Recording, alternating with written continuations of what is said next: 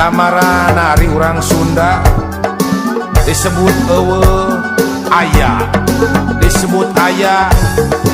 Kamana atuh?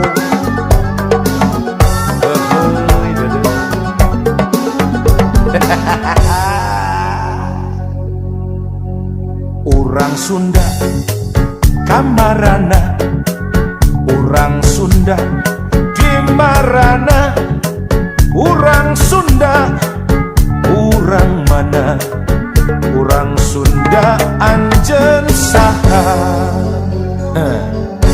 Nahangan saukur nu ngeusian kulon Jawa, nahangan saukur lalajo bari kumetap, gancang gerah udang buka celik buka mata, gerah tembongkeun urang Sunda oge bisa tembongkeun urang ge bisa mela nagara, tembongkeun urang ge bisa jadi pamimpin, urang ge bisa nangtung ajeg jeung kawasa, lain saukur bisa unggul jeung kumaula. Aduh sikabayan urang Sunda, urang Sunda lain sikabayan, sikabayan urang Sunda, urang Sunda ulah jadi sikabayan. Anu karesepna ngan ukur ngageret ceuli, anu karesepna ngan ukur heuayeun nundutan, anu karesepna ngan ukur diuk ngalamun, atawa calangap ngitungan bentang di langit. Mun urang kabeh reus jadi urang Sunda, pikiran deui naon nu dikareus. Lamun urang Sunda kabeh jadi sikabayan, kuring melang hiji waktu urang kababayan, urang bakal kababayan, ukur bisa kababayan, salawasna kababayan. Hararaya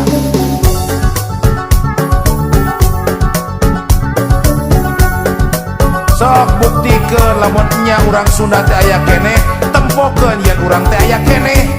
Ulah siga ayeuna disebut aya dan teu kaciri, aya disebut eueuh da loba kengen nu ngaku aya. Kamarana urang Sunda teh euy udah ade sikabayan urang Sunda, urang Sunda lain sikabayan, sikabayan urang Sunda, urang Sunda ulah jadi sikabayan. Anu karesepna ngan ukur ngageret ceuli, anu karesepna ngan ukur heuayeun nundutan, anu karesepna ngan ukur diuk ngalamun, atawa calangap ngitungan bentang di langit. Lamun urang kabeh reus jadi urang Sunda, pikiran deui naon nu dikareus.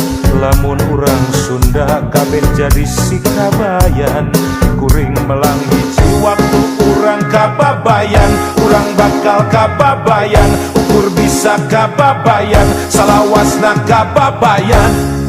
Sikabayan urang Sunda, urang Sunda lain sikabayan, sikabayan urang Sunda, urang Sunda ulah jadi sikabayan.